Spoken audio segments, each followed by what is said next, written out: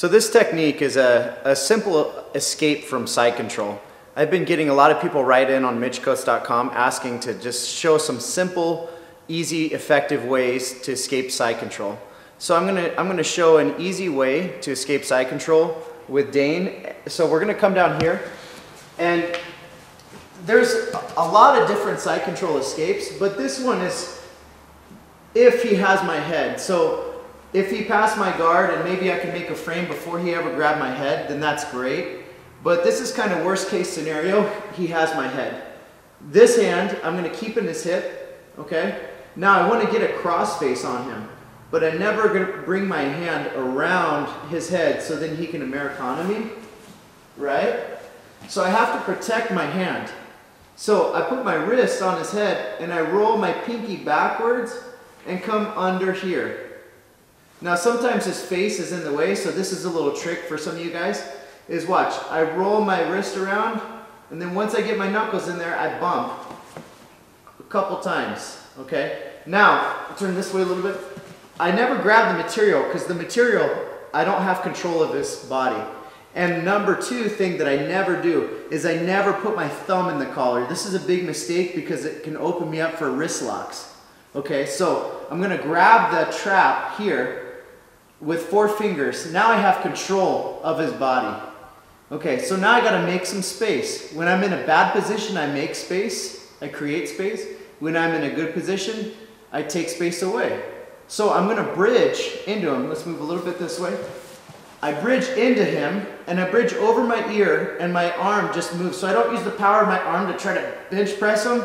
I use my hips here, like so. Okay, now I escape my hips a little bit, but I keep my arm in the sky, right? Good, keep a little bit of power. Right, so I keep my arm in the sky. Now, I want to underhook, so I do the same thing with my pinky where I underhook here, like so. Okay, the main thing to do is after this, I don't take this power off, so I'm not going to bridge here, escape back a little bit, and then try to do this, because that hole's going to collapse, right? So watch. I bridge up, I escape my hips out just a little bit, then I keep the pressure on the throat and I roll my arm in here, okay? Notice how I'm on my foot here, okay? I'm on my foot, keeping this positive pressure. Now I just hip out just a little bit and I throw my shin in. When you throw your shin in, move this way, please. Awesome.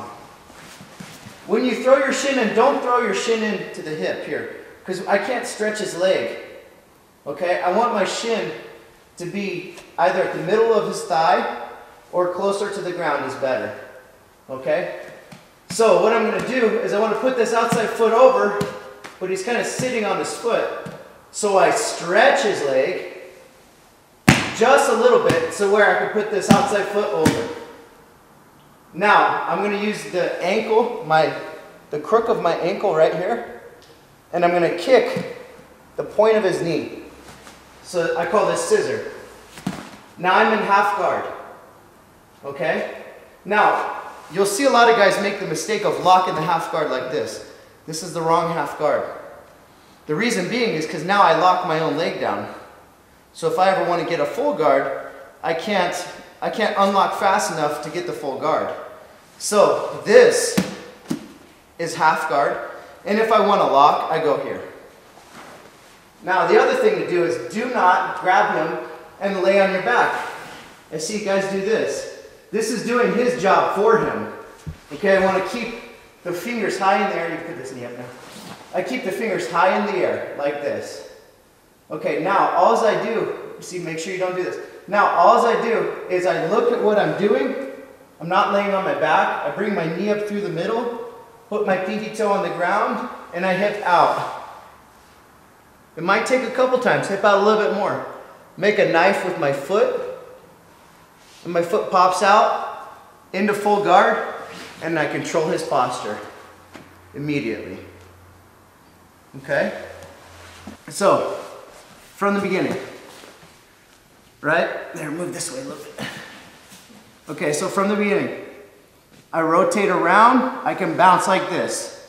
I bridge into him, I escape my hips back, and I get the underhook first. Make sure my fingers are pointing up and I'm staying on my side. Throw my shin in, stretch his leg, put my outside leg over, and then I scissor my legs. Now watch this. I can either use my hand or use my elbow. I like to try to get some space with my head and use my hand. Bring my knee up through the middle, put my pinky toe on the ground, and I'm gonna move my hip over here. Right? Now I make a knife with my foot, and it comes right out. And then once I finish that, I always finish by locking the guard, and if ever possible, I control his head, right? So I'm controlling his posture. I don't want him just to sit up and start to pass my guard. Okay, so I keep control of him. Now this will set us up for a bunch of different things. Now I'm going to show you the move in full speed.